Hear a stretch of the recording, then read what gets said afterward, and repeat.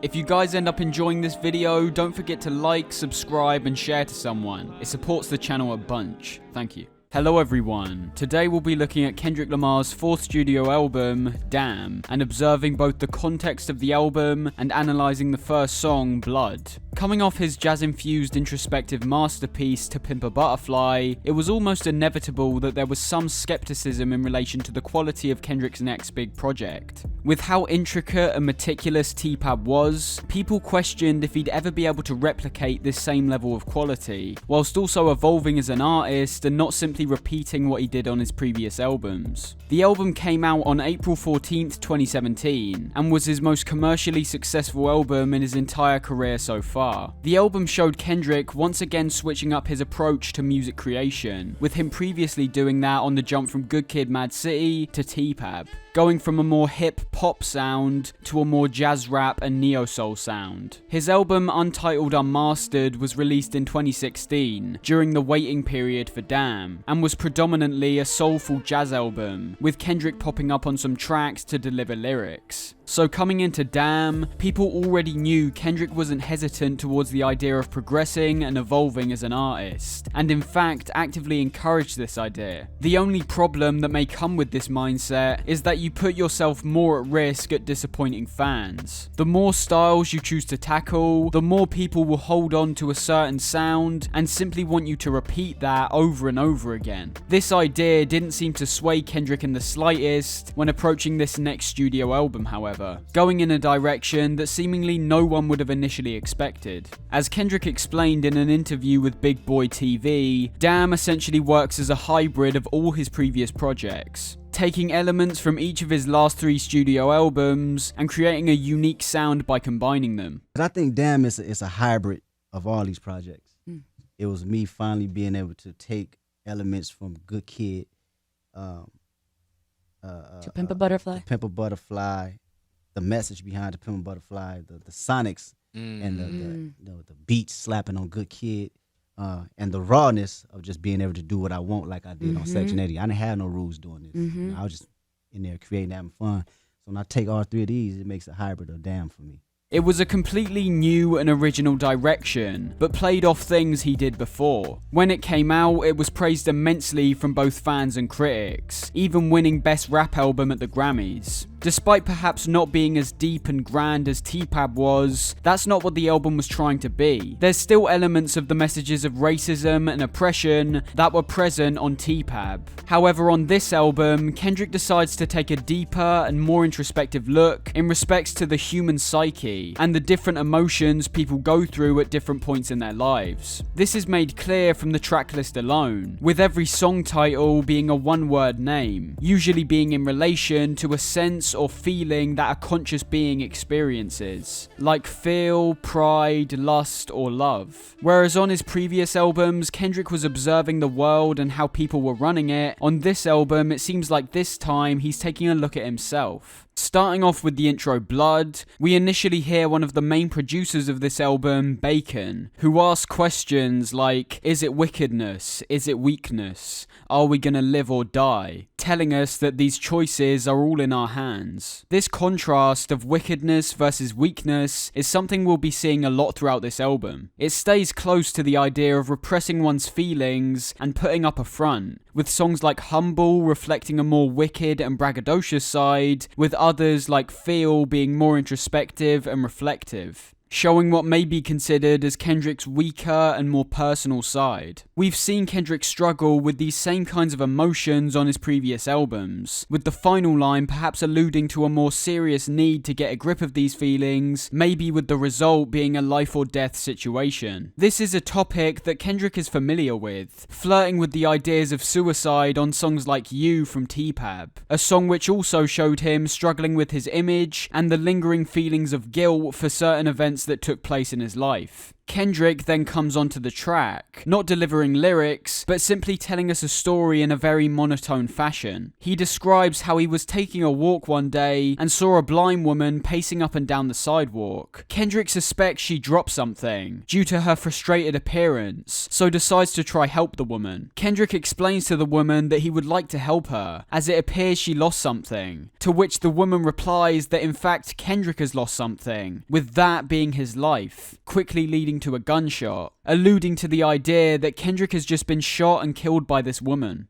There's several theories centered around the meaning of these events. However, I feel the one in relation to the book of Deuteronomy is the closest to my interpretation. Essentially, within this book, stories are told of Hebrews who are warned of the consequences which lead to damnation, all in relation to not keeping with commandments of the Holy Bible. Like Kendrick recognized all the way throughout TPAB, despite being a very religious man, he's also a sinner, with the blind woman perhaps being a representation of the consequences of his sinful nature. From this opening, we already know that Kendrick is once again playing around and observing his core values, religion being one of the most important ones. It's also speculated that the gunshot plays into the reverse theory of this album. This theory is probably the most accurate one in relation to the facts, with Kendrick being quite hesitant to dive into the meaning of the album, usually telling people that he simply wants the art to speak for itself. However, listeners quickly realised that there were certain points in the album where the audio was completely reversed, leading people to assume that listening to the album in a reverse order would result in a different listening experience. Despite the story still playing out the same, Kendrick confirmed that by listening in a reversed order, you get the duality and contrast of his character. Both in the first song Blood and the final song Duckworth, this same gunshot is heard, before then being reversed in the final track and completing the cyclical nature of the record. We'll be diving more into that on the final track. However, I thought it was important to establish these themes earlier on, because they only become more prevalent as the album progresses. After the gunshot, we once again hear Bacon ask, "Is it wickedness?" before a news broadcast begins to fade in. The clip is taken from a Fox News segment talking about Kendrick's appearance at the BET Awards, where they focus on the lines from Kendrick's song Alright, claiming how he hates the police because they want to gun down his people in a ruthless case of police brutality. After Alright was released, the song became a huge hit, and wasn't just played for the catchy nature of the track, but also for the hopeful and inspiring message, with Kendrick letting his downtrodden black community know that everything will be alright. The track was even played and chanted at several Black Lives Matter protests, making Kendrick an even larger icon of the Black Power movement. All of this added up, you can assume that Kendrick was surprised that upon hearing the track, these Fox News presenters began to tear down the track, as well as Kendrick himself, and said they didn't like the kinds of messages he was putting into his songs. I'll play a short clip to give you even more context on what these people were saying about Kendrick. Rapper Kendrick Lamar raised some eyebrows last night